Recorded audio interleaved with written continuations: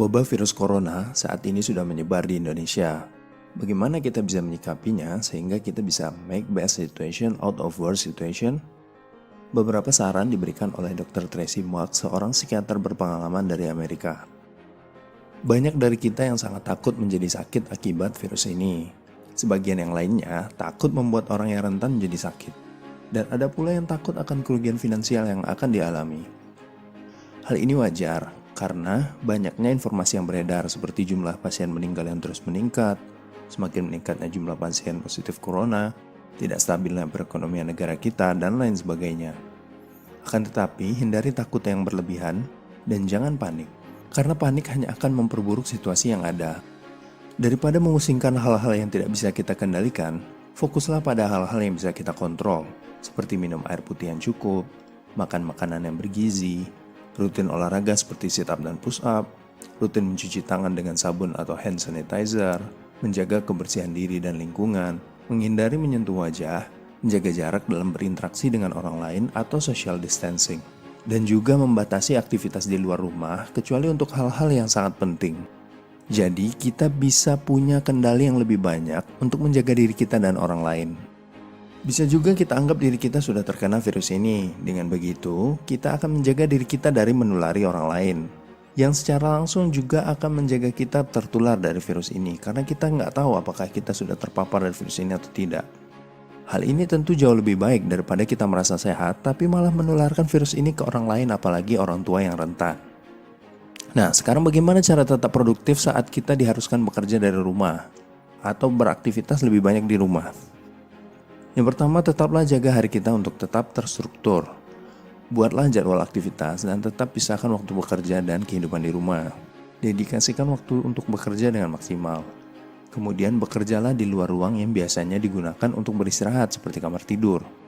Jadikan tempat kerja kita itu senyaman mungkin. Nah, sekarang gimana caranya tetap produktif saat kita tidak bekerja atau belum bekerja? Jadi tetap lakukan hal yang sama, mandi pagi, berpakaian, kemudian beranjaklah dari kamar tidur kita. Duduk dan renungkanlah kemampuan apa yang kita miliki. Kita bisa merencanakan usaha apa yang bisa kita lakukan untuk bisa mendapatkan penghasilan dari rumah. Atau kemampuan apa yang ingin kita tingkatkan sebagai persiapan untuk bisa mendapatkan pekerjaan impian kita kelak. Keep looking ahead to what you can do and do what you can. Badai pasti berlalu. Tetap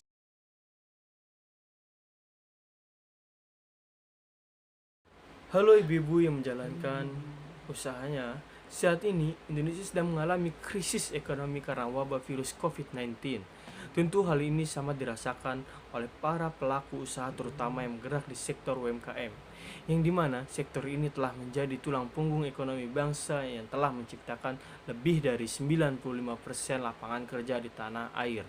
Dampak amat yang sangat dirasakan oleh para pelaku UMKM saat ini adalah menurunnya imunitas dan pendapatan keuangan yang membuat pekerjaannya mengalami banyak tantangan bisnis, sehingga mereka harus sangat amat berjuang untuk mempertahankan usahanya supaya tidak mengalami kebangkrutan serta PHK di tengah pandemi COVID-19 seperti sekarang. Oleh karena itu, kini kiosku hadir untuk membantu para pelaku usaha ibu-ibu UMKM untuk bertahan di masa pandemi ini. Kiosku ini merupakan aplikasi jual beli secara online yang mendorong para pelaku UMKM untuk meningkatkan perekonomiannya. Aplikasi kiosku ini didesain layaknya media sosial, sehingga setiap pengguna dapat mengunggah informasi dan memasarkan barang dagangannya dengan sangat mudah. Unggahan tersebut ditampilkan pada fitur jelajah aplikasi, sehingga pengguna lain dan konsumen bisa membeli barang yang disediakan pelaku usaha tadi.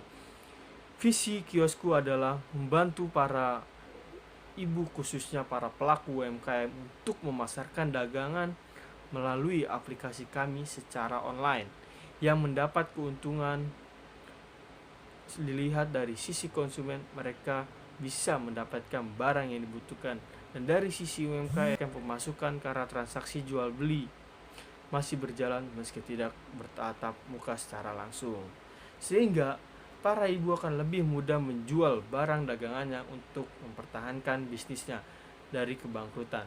Dan para ibu tidak perlu lagi khawatir untuk mengatasi tantangan bisnis di masa pandemi sekarang. Untuk ibu-ibu semuanya, harus tetap semangat dan positif. Stay safe, social distancing.